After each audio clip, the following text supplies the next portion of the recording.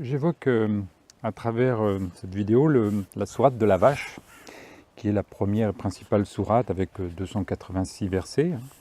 Et dans la dernière vidéo, je parlais de du 10e verset.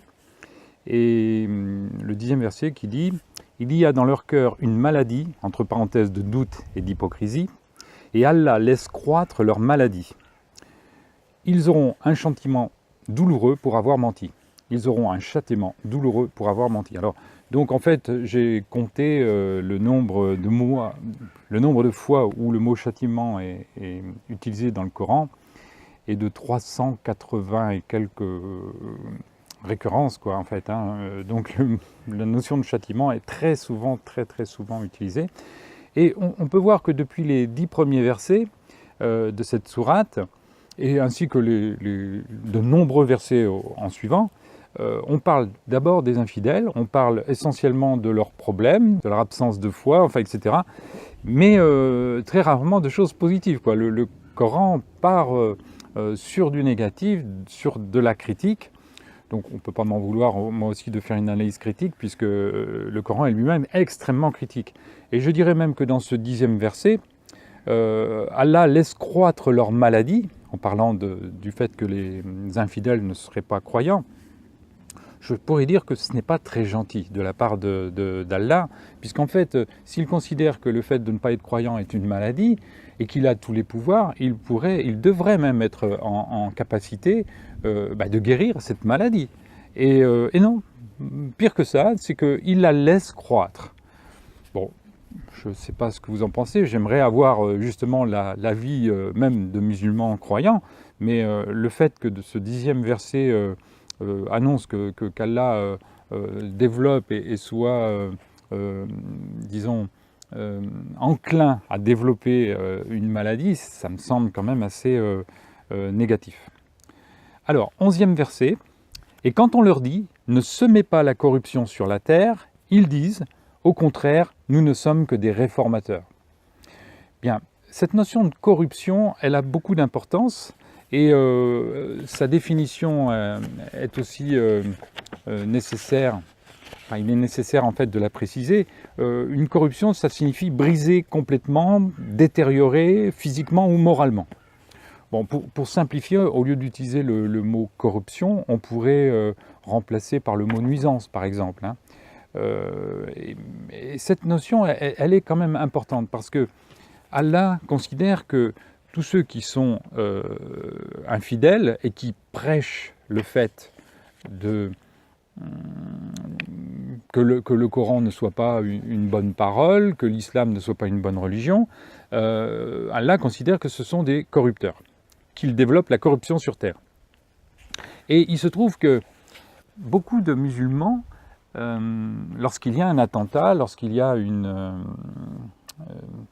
tragédie en fait, dont les musulmans, enfin en tout cas les extrémistes musulmans, les terroristes sont à l'origine, ils évoquent souvent un verset qui est le verset de la sourate 5, et c'est le verset 32, me semble-t-il, de mémoire, à vérifier, qui dit en gros que toute personne, en tout cas les musulmans, eux, évoquent ce verset en disant que toute personne qui tue un innocent, c'est comme s'il avait tué tous les hommes.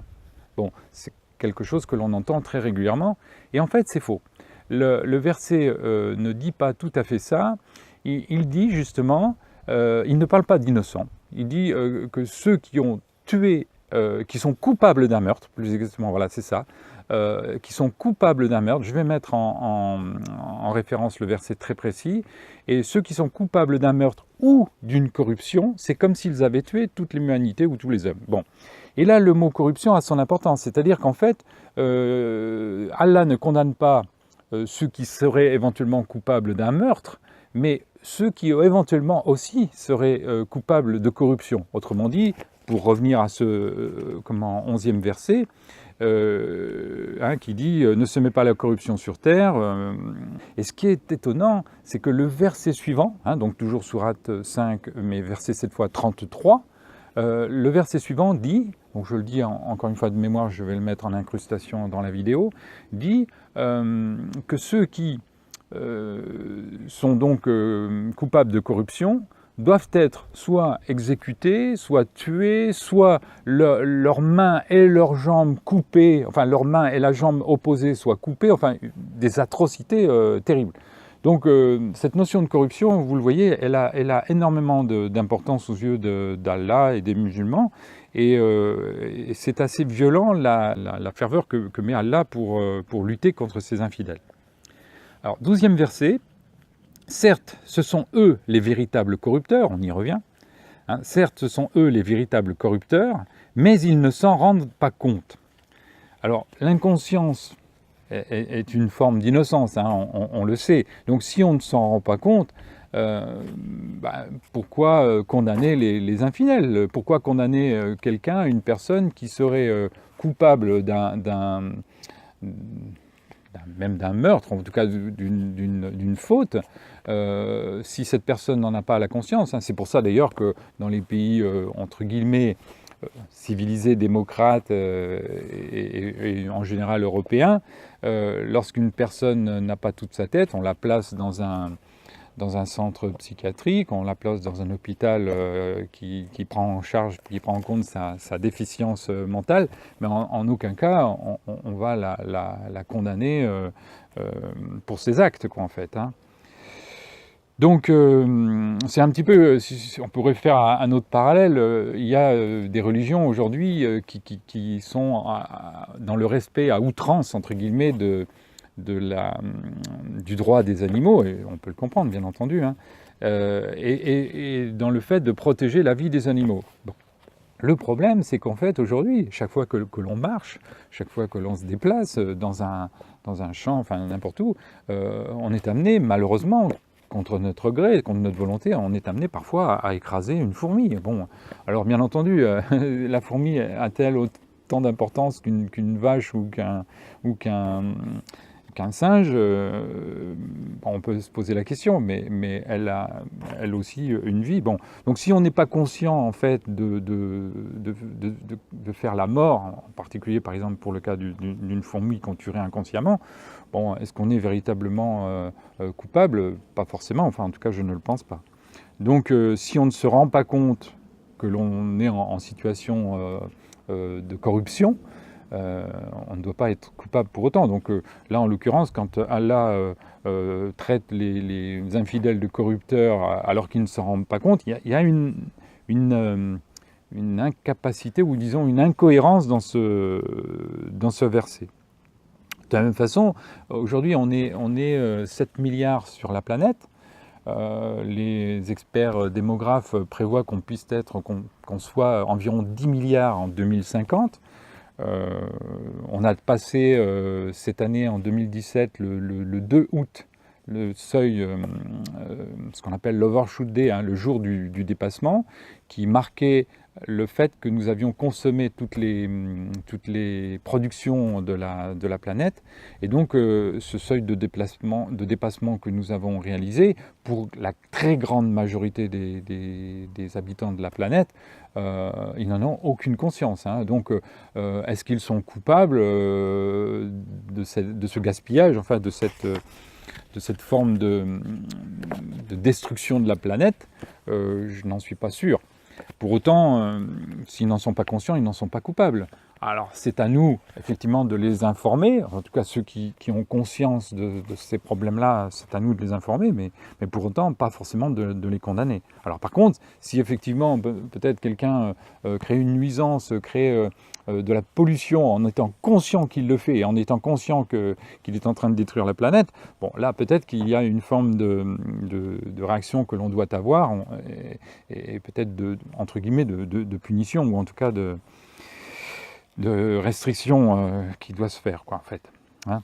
De la même façon, alors quelqu'un qui aujourd'hui décide d'avoir beaucoup d'enfants, comme c'est le cas, hein, Emmanuel Macron a condamné les Africains, entre guillemets, qui avaient une trop grande famille et dont ils ne pouvaient maîtriser leur développement. Bon, aujourd'hui, on est 7 milliards, on sera 10 milliards dans quelques années. Est-ce que c'est conscient? Est-ce que c'est une bonne chose que ce développement démographique subsiste, quoi? Puisque plus nous serons nombreux sur la planète, plus on va appauvrir et épuiser les ressources, quoi, en fait, hein. Donc ceux qui sont en fait des corrupteurs aux yeux d'Allah, s'ils ne s'en rendent pas compte, on ne peut pas les condamner, quoi, hein. Donc à nous de montrer, par exemple, pour le cas des Africains, ou d'une façon générale des personnes qui souhaitent avoir beaucoup d'enfants, ben, que ce n'est pas forcément une bonne chose, quoi. Aujourd'hui, la logique naturelle pour maintenir les équilibres, ce serait d'avoir en moyenne 2 enfants par couple, et puis pour maintenir le nombre de personnes que nous sommes actuellement. Mais il faut savoir par exemple qu'aujourd'hui en France, nous bétonnons tous les 10 ans l'équivalent d'un département. Donc on ne peut pas continuer à ce rythme-là. Alors c'est vrai que ça semble être, comment dirais-je, très mal vu, en tout cas de tenir ce discours et de dire qu'il faudrait une politique de natalité qui soit limitative. Mais la réalité, elle est ce qu'elle est, quoi, hein. Alors je reviens aussi sur ces notions de corrupteurs qui ne s'en rendent pas compte, toujours dans l'esprit de la préservation de la planète et de ses ressources. Mais par exemple, à Dubaï, les riches musulmans qui sont là-bas ont mis en place une piste de ski en plein milieu du désert, hein. Quand il fait 40 degrés à l'ombre à l'extérieur, il crée une piste de ski avec du soleil, enfin avec de la neige artificielle à l'intérieur. Bon, est-ce que les promoteurs de cette initiative sont conscients de l'épuisement des ressources qu'ils font? Je ne sais pas. En tout cas, s'ils sont conscients, effectivement, c'est une forme de corruption qui n'est pas, aux yeux de la nature, une bonne chose, quoi, en fait. 13e verset. « Et quand on leur dit « Croyez comme les gens ont cru », ils disent « Croirons-nous comme ont cru les faibles d'esprit ». Certes, ce sont eux les véritables faibles d'esprit, mais ils ne le savent pas. Alors, le message est compliqué à comprendre, hein, comme dans un grand nombre de versets dans le Coran, celui-ci ne fait pas exception.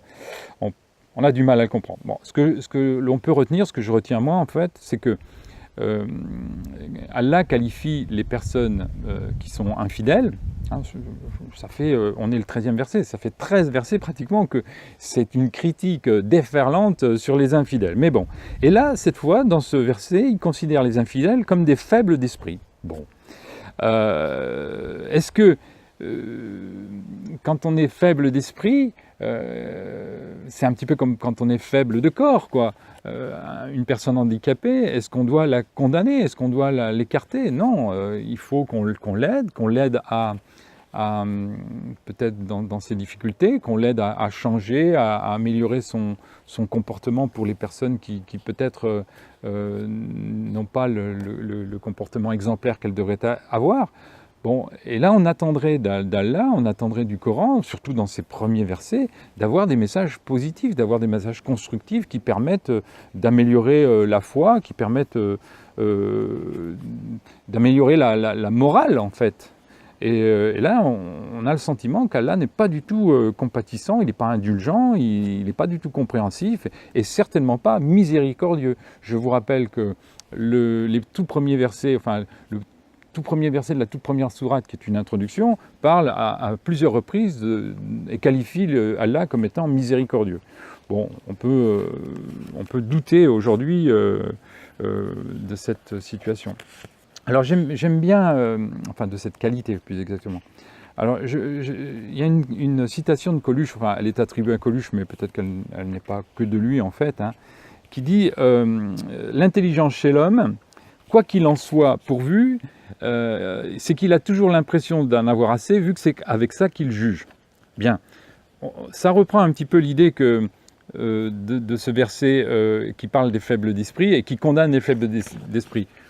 Si notre capacité de réflexion, notre intelligence est limitée et que nous faisons un jugement avec cette intelligence limitée, c'est aux autres qui ont une ouverture d'esprit plus large, une une capacité d'analyse plus importante, d'aider ceux qui ont peut-être du mal à comprendre. Et à travers cette série de vidéos, c'est ce que je tente de faire. Alors bien entendu avec des petits moyens, avec des capacités qui sont limitées, je n'ai pas ni le vocabulaire, ni la locution que peuvent avoir des grands prédicateurs ou des grandes personnalités, quoi, en fait, hein, mais bon, on fait ce qu'on a, et puis si ça ne marche pas, c'est pas très grave, hein. Au moins, c'est un petit peu le principe de... J'ai bien aussi une idée, c'est l'idée du colibri qui, devant un incendie de feu de forêt, va chercher la petite goutte d'eau pour tenter d'éteindre l'incendie. Et puis, voyant passer le colibri faire plein d'allers-retours, l'éléphant le voit et interpelle le colibri et dit « Mais qu'est-ce que tu fais? Ça ne sert à rien, quoi. La petite goutte que tu emmènes ne permettra pas d'éteindre le feu. » Et le colibri répond « Ben oui, peut-être, mais au moins, moi, je fais ce que je peux avec ce que j'ai, quoi. » Voilà, ben, c'est un petit peu ma démarche aussi. Elle est certainement très limitée, mais bon, je fais ce que je peux avec ce que j'ai. Voilà. Alors, 14e verset, quand ils rencontrent ceux qui ont cru, ils disent « Nous croyons ». Mais quand ils se trouvent seuls avec leur diable, ils disent « Nous sommes avec vous, en effet, nous ne faisions que nous moquer d'eux ». Alors, cette notion de moquerie, enfin, qui serait à l'origine des infidèles, hein, donc les infidèles dans ce verset se moqueraient des croyants. Alors, si il m'est arrivé parfois que l'on critique mes interventions sur ces vidéos en me disant que je me moque des musulmans. Alors si c'est perçu comme ça, alors je vous demande de bien vouloir m'en excuser parce que ce n'est pas le but. Le but n'est pas de se moquer des personnes qui ont perçu le Coran comme étant la parole de Dieu, etc. Ils sont dans leurs convictions et en aucun cas je souhaite me moquer des personnes. Par contre, je peux être amené effectivement à me moquer, entre guillemets, des versets du Coran. Le verset qui suit est à ce titre très révélateur.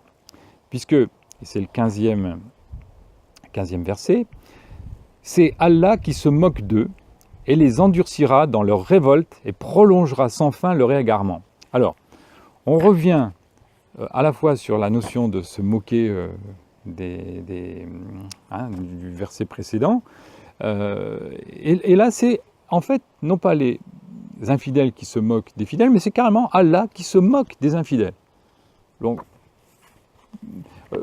ça semble un petit peu très surprenant qu'un Dieu se moque de ses propres créatures. C'est-à-dire qu'il les a rendues aveugles, sourds, muettes, mal comprenantes, etc. C'est lui qui est à l'origine et il s'en moque. Donc, c'est complètement incompréhensible. Ensuite, on revient sur ce qui a déjà été dit. Je vous ai expliqué que le Coran, c'est une multiplicité de récurrences et de répétitions. Et là, en l'occurrence, c'est une nouvelle répétition qui a une autre forme, mais le 15e verset dit « C'est Allah qui se moque d'eux et qui les endurcira dans leur révolte et prolongera sans fin leur égarement. » C'est-à-dire que c'est Allah lui-même qui, pour les infidèles, continue à endurcir leur infidélité en quelque part, hein, et leur révolte même. C'est très surprenant. Alors, il est possible que j'ai une compréhension de ce verset ou d'autres d'ailleurs. Hein. Je vous invite d'ailleurs à faire des commentaires et à critiquer l'analyse que j'en fais, surtout si elle n'est pas bonne. Et si vous faites une remarque tout à fait justifiée, je la prendrai en compte et je ferai les corrections nécessaires, sans aucun doute. Mais en l'occurrence, c'est bien Allah qui se moque des infidèles. Bon. Et c'est d'autant plus surprenant, enfin, qu'effectivement dans le Coran, vous le verrez si vous l'étudiez plus avant, ou ou si vous approfondissez votre analyse, votre étude du Coran, c'est que l'humour est très peu présent dans le Coran, ou pour ne pas dire inexistant. Hein. On dit que le rire est le propre de l'homme, mais c'est certainement pas le propre de Dieu et d'Allah, parce que à aucun moment, je n'ai vu de traces d'humour dans le Coran. Voilà, bon, question. Effectivement, il y a parfois des versets qui prêtent à sourire, hein, alors, mais ça c'est autre chose. Hein. Mais si, je vous invite, hein, s'il y a dans le Coran un verset ou un ensemble qui prête, non pas à sourire, hein, mais qui prête à rire en évoquant de bonne foi les qualités qui nous appartiennent à nous les hommes, hein, qui nous permettent de rire et sourire, je vous invite à me donner des précisions, ça sera intéressant pour moi de les découvrir. Voilà, écoutez, ça fait une petite vingtaine de minutes que j'aborde ces 5 derniers versets, on est au 15e verset, et je vous redonne rendez-vous à une prochaine fois. Je vous dis à bientôt, et n'hésitez pas à faire vos commentaires. Au revoir.